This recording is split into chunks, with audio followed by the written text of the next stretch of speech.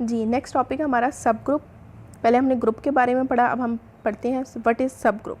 Definition है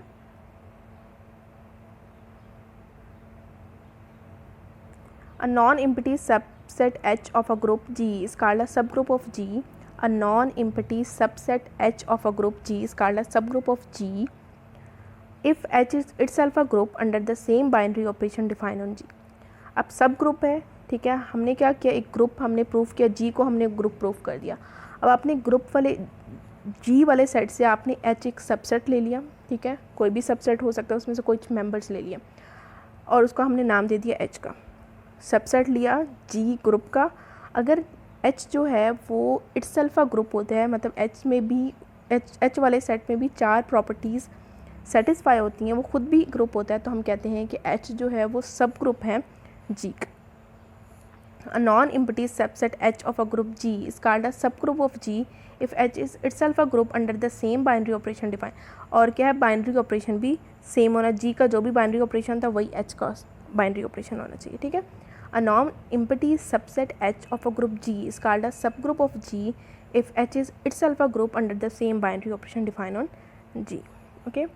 next example है, अगर फॉर एग्जाम्पल एक G सेट है +-1 +- आयोटा और हम इसमें से एक सबसेट लेते हैं H जो +-1 है, इसका सबसेट है, are the groups under the multiplication since H is a subset of G therefore H is a सब ग्रुप ऑफ G। इसमें क्या है, अगर आपने G जो है वो ग्रुप है अंडर मल्टीप्लिकेशन और H भी हमने प्रूफ किया कि वो मल्टीप्लिकेशन ही है, तो H जो है वो उसका सबसेट है, इसका मतलब क्या हुआ, H जो है वो सब ग्रुप ऑफ G है। नेक्स्ट है the set of integer is an additive sub group of the set of rational number under addition.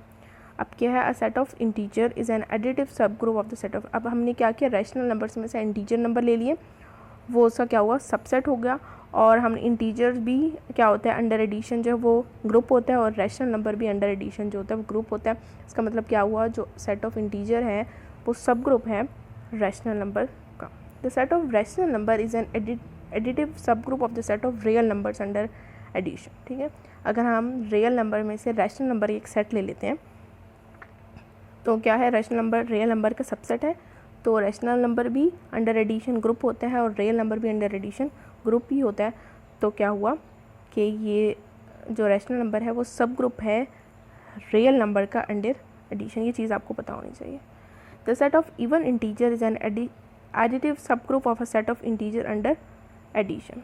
अगर एक हमने इंटीजर का सेट है, ठीक है, उसमें से आपने क्या लिया, इवन नंबर का सेट ले लिया, तो इवन नंबर जो है वो अंडर एडिशन जो है वो भी ग्रुप होता है और इंटीजर भी ग्रुप होता है, तो हमने कहा कि इवन इंटीजर का सेट जो है वो सब ग्रुप है ऑफ इंटीजर सेट, ठीक है। लेकिन क्या होता है कि जो ऑड नंबर का सेट होता है ना, is not a group because closure property does not hold. Odd number के सेट में ऑड नंबर का सेट जो है वो ग्रुप नहीं होता, तो इसका मतलब क्या हुआ, ऑड नंबर जो है वो ग्रुप नहीं है, इसके बाद तो हम कह सकते हैं कि सब ग्रुप भी नहीं हो सकता इंटीजर का। नेक्स्ट थ्योरम है, a non empty subset H of a group G is a सब group of G if and only if A B inverse belongs to G। पहले तो हमने जनरल एक डेफिनेशन देखी कि H की डेफिनेशन वो सब ग्रुप क्यों होता है। थ्योरम भी एक है कि अगर ये एक्सप्रेशन प्रूफ होता है तब हम कहते हैं तब अगर H जो है वो सब ग्रुप है, ठीक है। एक थ्योरम है, a non empty subset H of a group G is a सब group of G if and only if A B inverse belongs to H for all A B belongs to H। इसमें क्या बात करते हैं, वो कहते हैं H जो है वो सब ग्रुप है G का अगर क्या हो, ये एक्सप्रेशन प्रूफ हो।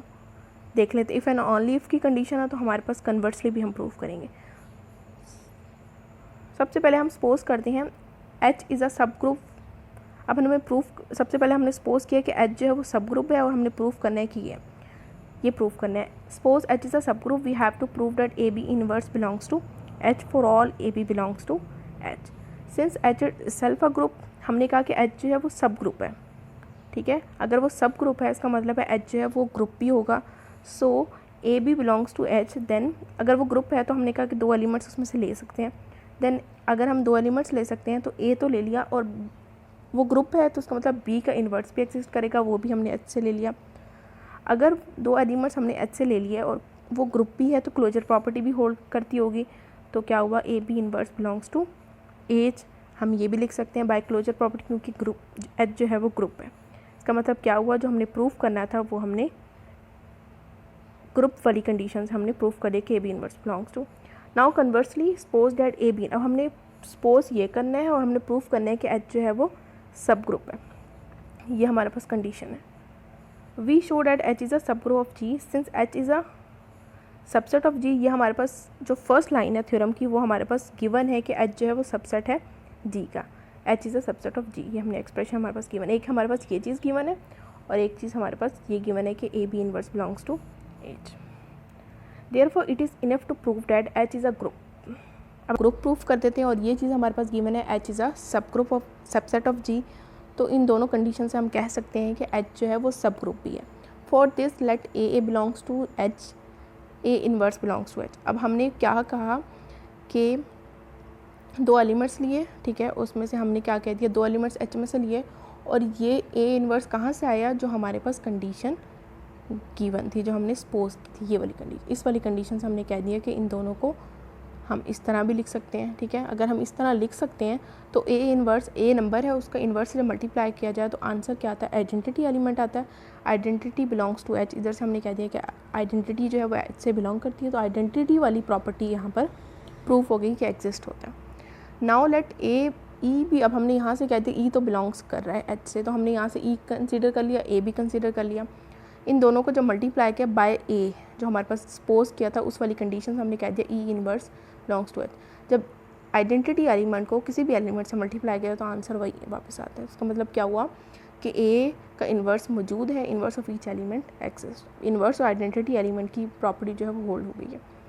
नेक्स्ट है A B belongs to H, A B inverse. अब हमने जो दो एलिमेंट्स ले लिए उन दोनों को हमने जो हमारे पास गिवन है उससे हमने कह दिया कि ये है। अब दोबारा क्या कह सकते हैं कि ए बी इनवर्स का होल इनवर्स, ये बाय ए कंडीशन, ये एक दफ़ा यहाँ अप्लाई हुआ, दोबारा भी अप्लाई कर सकते हैं, ठीक है। दोनों को अप्लाई किया तो हमारे पास A B belongs to H आ गया, तो ये इधर क्लोजर प्रॉपर्टी जो है वो होल्ड हो गई है। Since associative law hold in G, अब हमने कहा कि जी जो है वो तो ग्रुप था, उसमें एसोसिएटिव लॉ जो है वो होल्ड करता है, और एच जो हमने कहा कि जी का सबसेट है, तो therefore associative law also hold in G, और एच उसका सबसेट है, इसका मतलब क्या, एसोसिएटिव लॉ जो है वो एच में भी होल्ड करेगा।